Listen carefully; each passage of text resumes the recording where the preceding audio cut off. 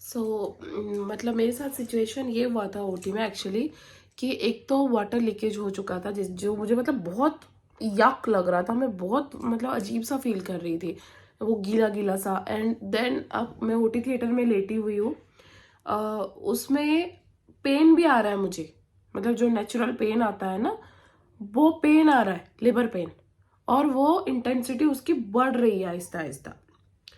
उस पे फिर जो मेरा बेबी था, उसने मेरे मतलब उसका जो बम एरिया था, उसने अपने बम को ना मेरे पेट के एक साइड में पूरा बहुत जोर का पुश करके रखा था, जिसकी वजह से मेरी जो यूट्रस थी वो एक साइड को हो गई।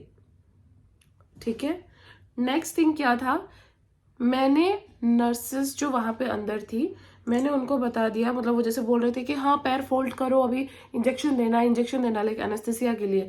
सो मैंने उनको बोल दिया मुझे पेन आ रहा है, मुझे प्लीज थोड़ा टाइम दो। ठीक है, आई गेस वो मेरी बहुत बड़ी गलती थी।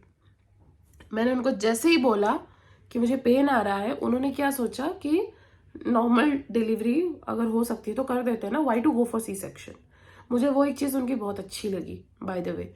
सो उन्होंने इमीडिएट, मतलब मेरे को वो पेन आ रहा है, वो मतलब वाटर ब्रेक हो चुका है, गीला गीला सा लग रहा है, एट ए टाइम इतनी सारी चीज़ें, ऊपर से उन्होंने फिर से वापस से वो पीवी का प्रोसेस किया, जो फिंगर डाल के चेक करते हैं। मुझे लगा मतलब कि भगवान मैं क्यों हूँ इस सिचुएशन में। I am literally having goosebumps अभी बताते हुए। जो भी, उसके बाद उन्होंने बोला नहीं प्रिया, अभी भी पैसेज नहीं खुला है, अब इमीडिएट प्रोसीड करना पड़ेगा, क्योंकि बेबी ने जो पेट में पॉटी केयर करी थी उस चीज़ को भी ऑलमोस्ट 1.5-2 घंटे हो चुके थे। सो रिस्क था, दैट्स द रीज़न। फिर मेरी जो डॉक्टर है उनका ओटी का टाइम होता है 9 बजे, बट इमरजेंसी केस में वो आती हैं वहाँ पे। मतलब वो दैट हॉस्पिटल इज गुड यार, वेरी गुड। मतलब वहाँ पे आपको इन सब चीज़ों का कोई कंप्लेंट नहीं रहेगा।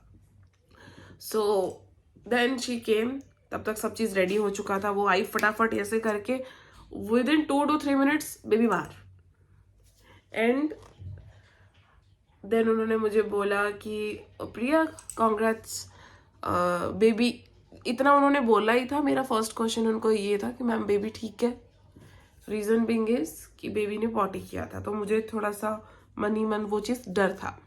सो देन शी वॉज लाइक कि हाँ बेबी बहुत अच्छा है। देन जो मेरी पेडिटिशियन थी, क्योंकि आपको पता ही है कि जिन्होंने भी बेबी डिलीवर किया है उनको पता होगा कि जब आपका जो लेबर रूम होता है या जो ओटी थिएटर होता है, उसमें बेबी डिलीवरी के टाइम पे एक पेडिटिशियन साथ ही होते हैं। तो वही वो बेबी को लेकर के ऐसे मेरे पास आई इस साइड पे, एंड इस साइड से मेरी डॉक्टर आई। और यहाँ तो ऐसे बीच में एक पर्दा सा दिया होता है ना, ताकि आप देख ना पाओ कि उधर क्या प्रोसेस चल रहा है। तो इधर से वो ऐसे ऐसे मेरा सर सहला के मेरी डॉक्टर बोल रही है कि Priya congratulations. I was like thank you. Then इधर से ऐसे वाह वाह की आवाज़ आ रही थी रोने की। जब मैंने ऐसे पलट के देखा, then the doctor was like it's a baby boy. I was like ठीक है। एंड 3 किलो 900 का था वो, है मतलब जब वो पैदा हुआ था 3 किलो 900 का। एंड बहुत तेज रो रहा था। ठीक है, I am so thankful to God कि उसको मतलब वो और मैं, हम दोनों ही मतलब अच्छे थे, ऑल्दो जो भी सिनेरियो हुआ पोटी वाला स्टिल। सो आफ्टर दैट वो बेबी को बाहर लेके गए, एंड उसको, क्योंकि उसने पेट पे पॉटी कर रखी थी, तो उसको ऑब्जर्वेशन में रखना ज़रूरी था।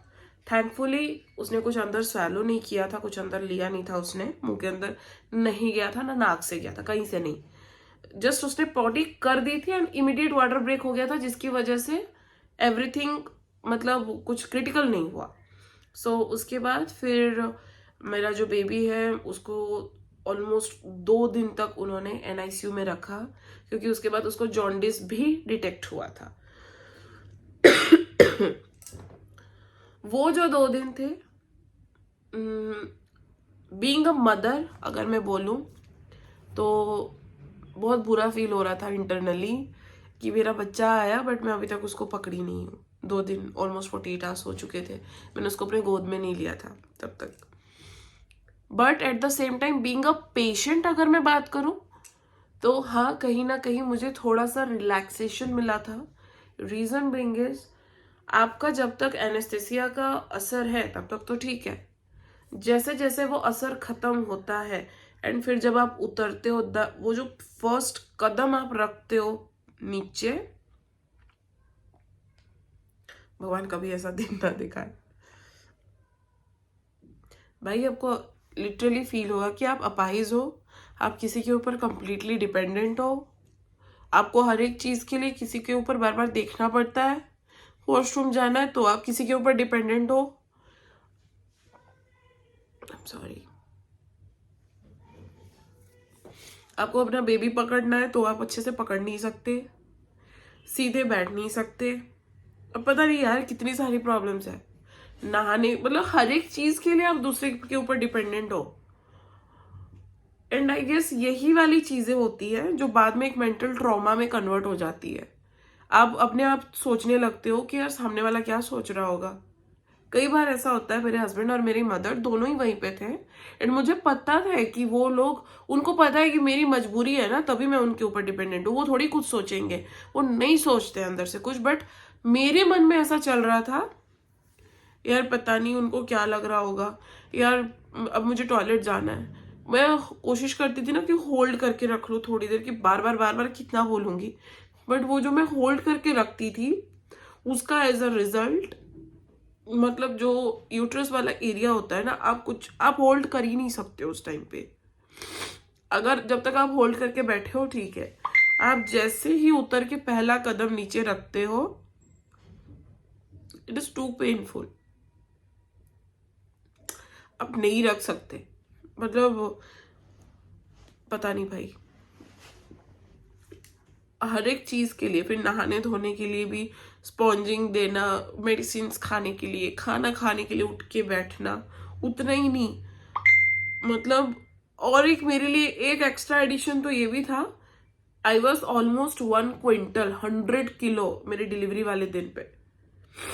और बेबी जब हो गया मेरा मेरा वेट आके 93 पे था, जस्ट 7 किलो, क्योंकि मेरा बेबी ऑलमोस्ट 4 किलो का था एंड बाकी जो वाटर वगैरह जो भी था सब मिला के 7 किलो ही बॉडी से गया था।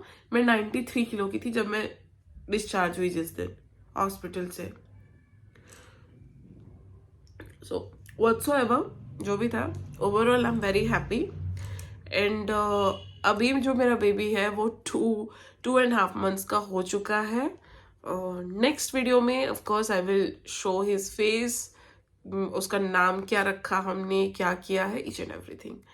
एंड मुझे नहीं पता भाई लोग कैसे हॉस्पिटल वाला वो सिनेरियो में ब्लॉक कर लेते हैं या कैमरा खोल लेते हैं, हमसे नहीं हो पाया।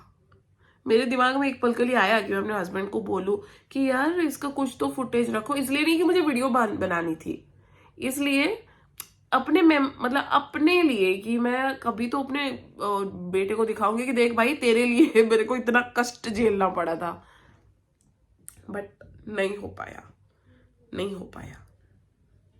व्हाटएवर, इस वीडियो में एक चीज जो मैं बोलना चाहूंगी, mummy I love you, thank you so much, आपने मेरे लिए जो भी चीजें की है। एंड सारी मम्मियों को, और मतलब मैं सबको बोलना चाहूंगी यार, हम लोग जो ऐसा बोल देते हैं ना अपनी माओ को कि क्या किया तुमने मेरे लिए, कुछ भी नहीं किया। वो बस जो, मतलब बच्चा जो 9 मंथ्स तक कैरी करके जो डिलीवरी करना तक होता है ना, चाहे नॉर्मल हो चाहे सी सेक्शन, वो अपने आप में ही बहुत बड़ी चीज है। मैंने अपनी मम्मी पे बहुत गुस्सा करती थी पहले। So yes mummy, I am really sorry and I love you.